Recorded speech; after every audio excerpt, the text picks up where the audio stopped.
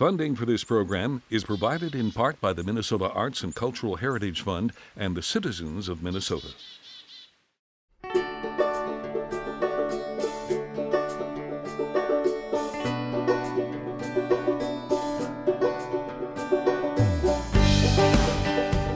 Coming to you from 125 Live, our town. Come on back to me. So we're sitting today in the beautiful gathering space at 125 Live.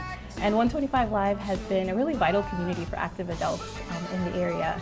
And today to talk to us about programming and opportunities for engagement and community is Operations Director Ken Baerg. Welcome to our town, Ken. All right, thanks for having me, and thanks for coming to 125 Live. That's great. I love this space. So obviously last year was a really difficult year for all of us, but our older adults in the community they were disproportionately impacted. So my question to you really is, how did 125 Live address some of those challenges, and in what ways did you support the older community members that you had?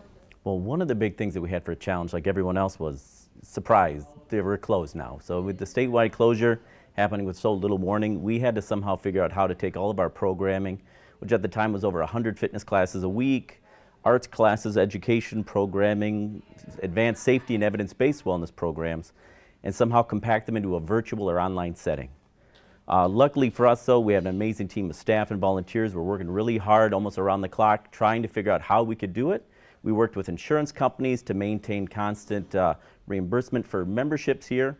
So we were able to continue to create new programs, new activities in an online format. We even had some of our TLC, our Technology Learning Center volunteers, actually providing free online virtual classes to help older adults navigate how to provide those off-site types of visits, even with medical visits. Those same group actually created a online resource for vaccination scheduling for some of those individuals in our community who may not have that true access to some of those other online materials. Sure. Yeah, you talked about that surprise factor, I'm sure, and I love that you talked a little bit about the technology, because I think that was a huge learning curve for many of us, certainly. And that, this space, there's no substitute for gathering in space and being in that community. Did you find that you were able to the best of your ability, kind of substitute some of those, just personal connections that are so vital to your members? Well, definitely. From the moment that we closed until we were able to reopen again, it was a several-month period. We were doing home calls to all of our members. We were reaching out. We were trying to continue to get people to reconnect with their friends via virtual formats. We were doing virtual parties, different events that we could do from people's homes, maintaining all those safety orders. And when the opportunity presented itself to give us even an inch of opportunity to bring people together outside, 10 feet apart, no groups larger than 9 people, we were out in the parking lot doing classes and programs, doing music, doing different things that we could do, having official staff acting as the 6-foot distance patrol to make sure everybody was following all of our safety guidelines. But we just, as soon as we could, knew we had to get people back together. And with the isolation that a lot of our members have on their regular daily routines, the pandemic actually just amplified that times 10. So we wanted to go ahead and actually combat that for them. Okay. Well, now things are opening up. We're here. We're in person. So what opportunities are currently available for members to participate in? And then a second part of that is, what are you most excited about? So right now we're actually to the point where originally before the pandemic we were growing at about 77 new members a month. And when we were able to reopen, we've been growing back at about 110 members a month. So we do have a couple of individuals who have maintained a suspension of their membership, canceled, but will come back when they feel a little safer. But we've really been working as hard as we can to regain the trust of our community. We're even working with the Olmsted County Department of Health to provide additional information regarding vaccine hesitancy. All the different things that we're doing just so that we can have parties and events and bring people together. As soon as we were allowed to, we had to move some of our classes to our biggest room. We have a 3,000 square foot space, which used to be for banquets. Now it's where we hold Zumba, because we have upwards of 35 people wanting to get in, play with their friends, do all the different things. Just missing what it was before. Fantastic. So we're not completely out of the pandemic woods, and you did mention, some folks have suspended their memberships until they feel safer. There's definitely vaccine hesitancy in the community. Can you talk a little bit more about some ways that you're ensuring safety and protection for your membership community? So even back in early April of 2020, before there was any indication that there would need to be a COVID preparedness plan, 125 Live, our partners, we worked together and we created one. So right from the beginning, before we could even dream of opening, we knew that we had to have a strategy to keep everybody safe. That's everything from routine cleaning, adding additional facility staff, working and making sure that our HVAC systems were operating at 100% or as optimal capacity as they can, constantly circulating clean, fresh air into the building, but then also making sure our members are aware that we can provide them with additional help or services if they need it, so that even if they can't physically come in, we still provide some online services. And up until just a few weeks ago, a very large, portfolio of activities they could still do from home, but we're slowly finding out that everybody wants to get back, so we're kind of easing off those and bringing them back in a safe manner. Fantastic. Of course, our city has a growing aging population, and I think really has a commitment to ensuring that that community is thriving and doing well. So in what ways do you see 125 Live really kind of providing some essential opportunities and support in that space? Our big thing is, and we're really excited about it, I mean, right now we're going to kind of go through summer with some of our traditional programs and activities we've been doing, but we're really working on really understanding the term inclusive, and we really want to make sure that any adult can feel welcome in our facility no matter what their independent status is. And so we're working with a couple of other partners, as well as constantly brainstorming on new ways that we can bring in more groups of individuals, no matter what their socioeconomic statuses are, as we're partnering with a couple of groups that are helping us with that, as well as their cognitive or physical abilities. So we know that as we come into September, we're going to be able to offer a variety of new programs and activities that will be interesting and meaningful to just a full wide demographic of individuals. Wonderful. Well, thank you so much for all you do. I'm sure we'll catch up with you again. Ken, thanks for joining us. Thanks for having me.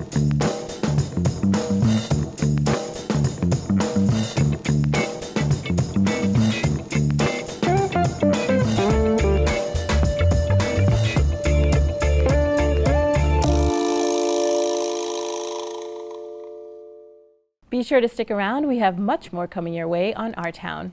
Danielle Teal sits down with Judy Braatz from Rochesterfest to discuss this year's turnout. We check in with Jorrie Johnson to hear about city initiatives and workforce development. But first, we head out to Silver Lake Pool to find out why the pools are such a fun option to beat the heat in this week's Our Culture segment.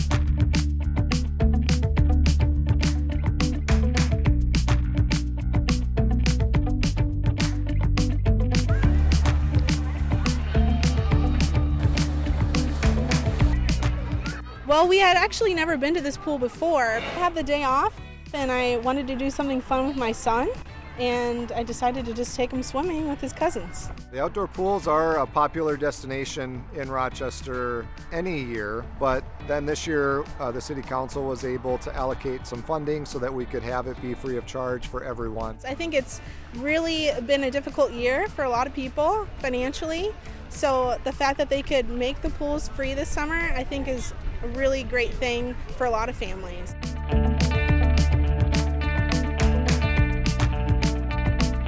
So those first couple really hot days when it was in the 90s, we were having 500 to 600 people at a time at the pools. We had some issues happening at the pool where individuals were not following the rules that they should be, and when you're around water, that safety component is so important. We don't want anything bad to happen to individuals while they're out at the pool. We hadn't gone to any pools yet this summer, but we had heard that a couple of them closed down to some aggressiveness or people fighting or something like that. Everybody's kind of coming out of the pandemic, so I think there may have been a few things that led to it, but ultimately when we're around a body of water like an outdoor pool, we need to take those precautions, and safety is very important. So we were really disappointed because we thought they weren't going to be open this summer. We closed temporarily, redid some of our planning, came up with some better plans, more underlining what the rules are, making sure that we had staff available that could assist the lifeguards so that they could encourage rule following and positive behavior at the pools. And so we've been able to get some of those things implemented this week. Luckily they did open up last week sometime, so we're really fortunate to come here today. More toys? We like to play with toys. We typically bring a lot of floaty toys, a lot of pool toys, and we like to have those poolside snacks, fresh fruit and watermelon. That's I think our favorite part.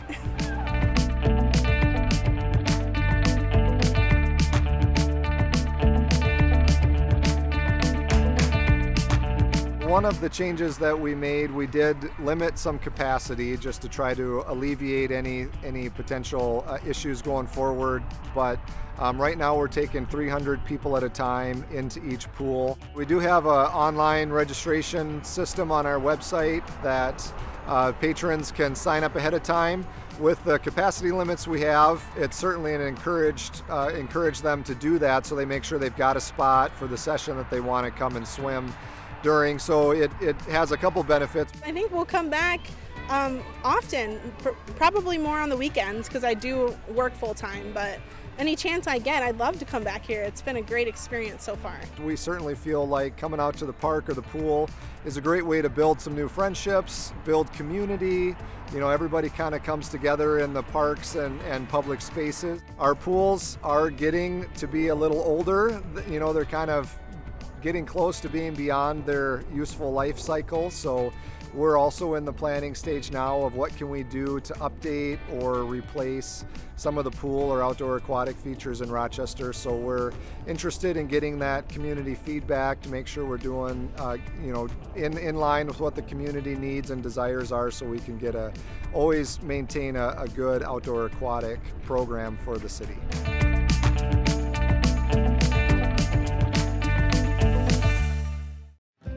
For more information about this story and other Our Town features, connect with us on Facebook, Twitter at KSMQ #OurTown, or ksmq.org/OurTown. And we'll see what we can find. I'm Danielle Teal, your moderator for the Our Town Spotlight, a segment we'd like to dedicate to spotlighting businesses and organizations in Rochester. With us today is Judy Braatz. If you've not seen her around, it may be a surprise because she is all over the place at different events and organizations. She's awesome. She's also the chair of Rochesterfest and is here to discuss how this last fest went and what we can all look forward to in the future. Welcome, Judy. Thank you. Great to be here. I know. I was so excited to see you on the list that you were going to be here and ready to dive in, because we actually talked to Brandon a few weeks ago about how Rochesterfest was going to be done this year, and now we want to know what the outcome is. So what was the ultimate turnout for Rochesterfest? Well, no surprise, but it was really great. It was so fun to reconnect with people that I hadn't seen for a long time and to see families come out, and so we were real pleased with the turnout for the whole week. That's awesome, and I know that there were numerous offerings. Weather did play a factor in some cases. Share a little bit about what those offerings were and what was super popular ultimately with Rochesterfest. Yes, well, of course, all the favorite foods were there. All our favorite vendors were there supporting Rochesterfest. So, you know, everything from the turkey drumsticks to cheese curds to mini donuts. So pretty much the favorite kind of food. An addition this year was our Family Fun Field, and oh, Danielle, it was so fun to see families and parents and kids there playing, and it was free to everybody to come to Family Fun Field. I can't tell you how many times people came up to our information booth and said, do we have to pay to get in the the bounce houses and inflatables? And I said, no, it's all free. So they had mini golf there, and it was free every day that the Rochesterfest was open from Monday to Saturday. So what is the plan for next year, and how can people get involved? Yeah, well, easy to get involved. Just reach out to us on the rochesterfest.com, our social media pages. Ask me, I'll help you get involved and get you on our list. But the other thing is, next year, we're going to have more time to plan for the entire Rochesterfest week, or 9 days it is. This year, we didn't really get a lot of the planning done until we knew that the face masks were lifted, like the beginning of May. So we did a lot. I shouldn't say we. The board is amazing, and the volunteers that help really worked hard to get everything planned for the week. So next year, look for a bigger, better Family Fun Field that'll be available all week. Even more entertainment that we wanted to have this year, but it was just too tight of a schedule to get it done. Awesome, Judy. Thank you so much for being on the show. My pleasure. You're amazing. Thank you.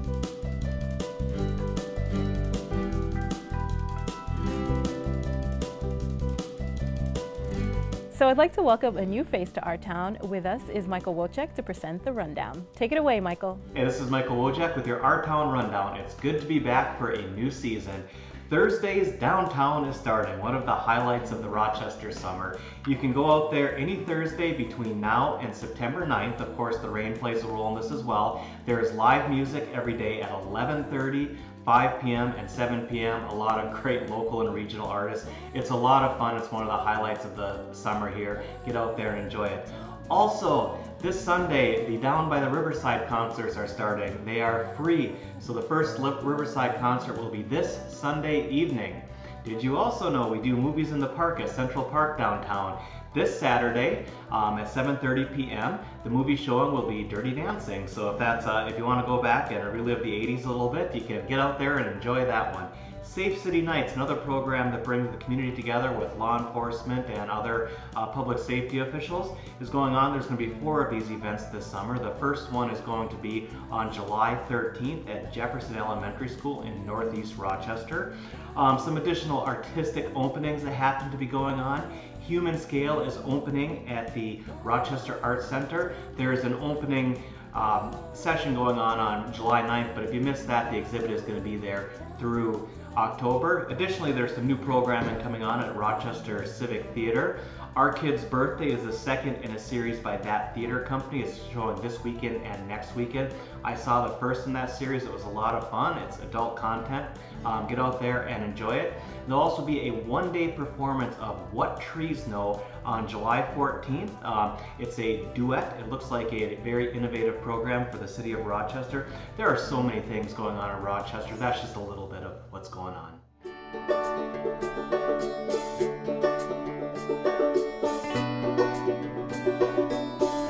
So we know that a diverse workforce is really vital to any thriving, sustainable economy.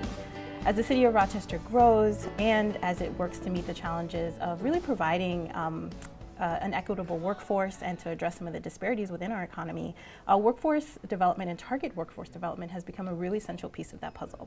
So today to join us is Jorrie Johnson, Project Manager of the Targeted Business and Workforce Compliance for the City of Rochester.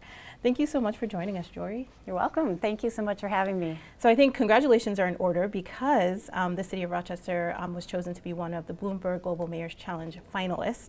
And I would love for you to tell us a little bit more about that, how we won that. And became a finalist, and a little bit about the project specifically around Black, Indigenous, people of color, and women in construction. Thank you. So we had this opportunity to apply for the Bloomberg 2021 Global Mayor's Challenge earlier this year. Our Mayor, Kim Norton, is concerned about the economic stability of our community.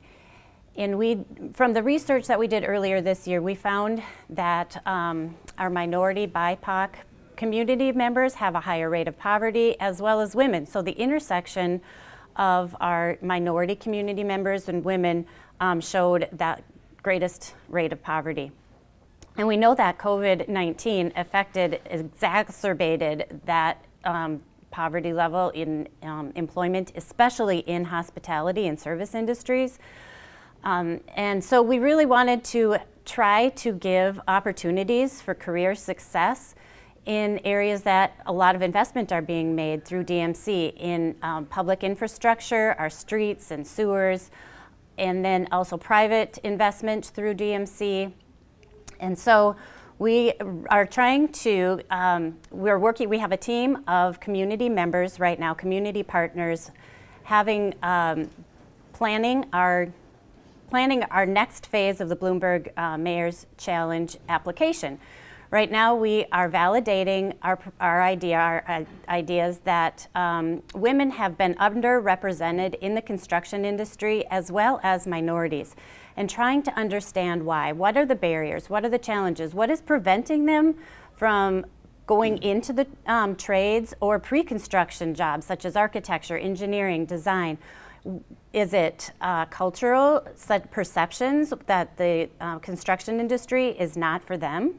Or is it just career awareness from either early childhood through middle school and high school, and then helping create solutions to help women, and especially BIPOC women, get into the trades? Or, like I said, the professional side of the construction industry, architecture, engineering, design.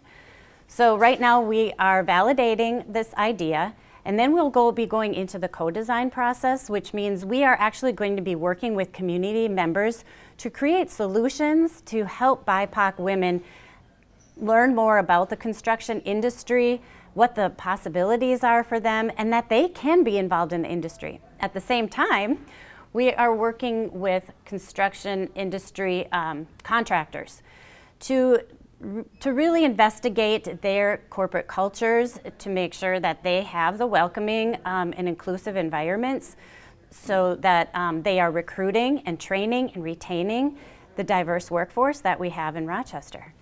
So it sounds like you're hitting this from all sorts of different levels, and then you started by talking about leveraging really the existing investment that's going on in this field while building that capacity.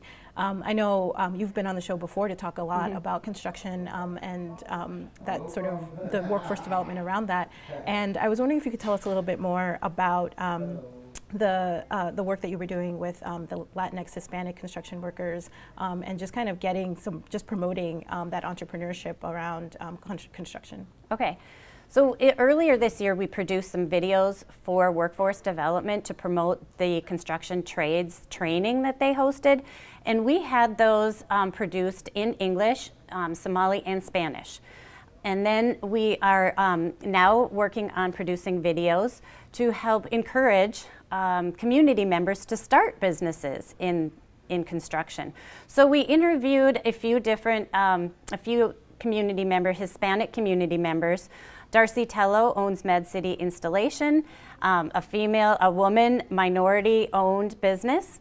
And then we interviewed Abel Garcia. He owns Remodeling DL, and he has been involved with numerous DMC projects already and is a great mentor for other Hispanic Latino people just wanting to get into the trades and starting businesses. And then he's also partnering with Juan Castro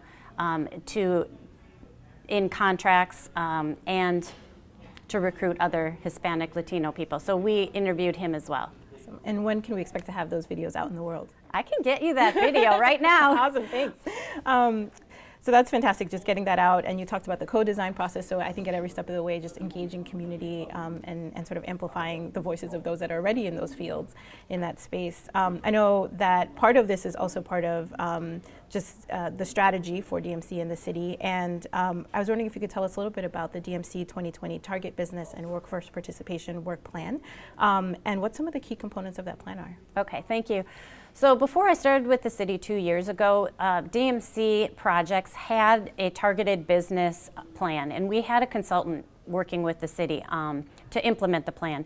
Basically, at that point, they were just tracking targeted business contracts and workforce participation. I took it to the next level.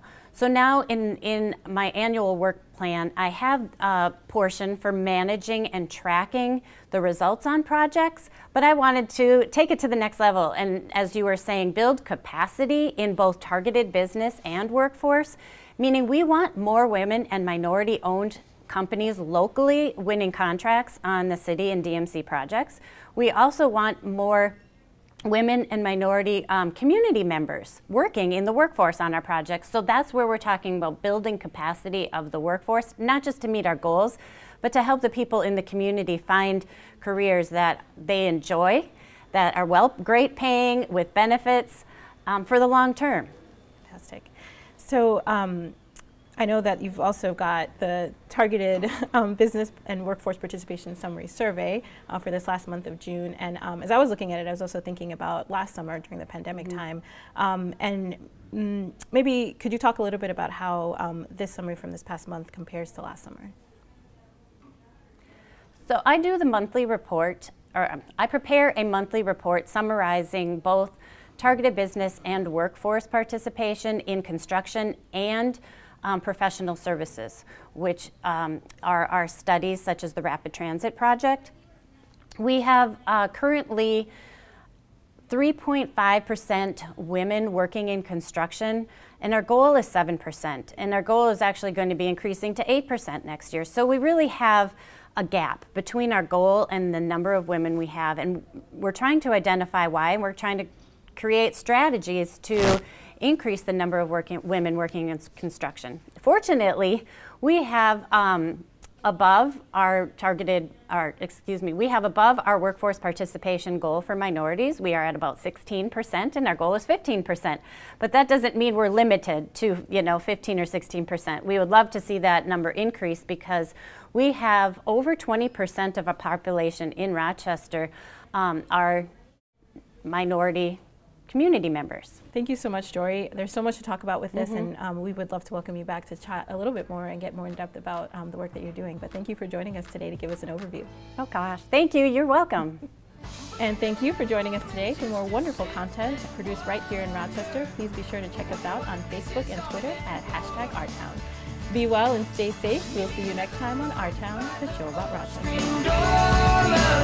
And I'll tell you I'm sure, and I'll tell you I'm sure, and I'll tell you I'm sure.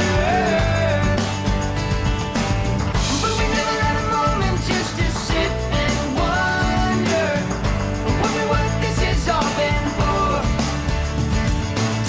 Meet me under the moon by the old screen door, love, and I'll tell you I'm sure, and I'll tell you I'm sure, and I'll tell you I'm sure.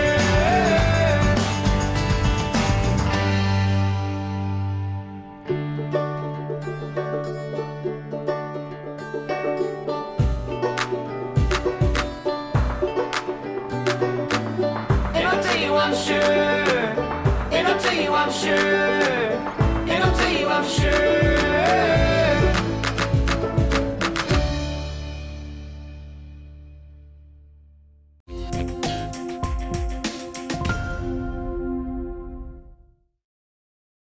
Funding for this program is provided in part by the Minnesota Arts and Cultural Heritage Fund and the citizens of Minnesota.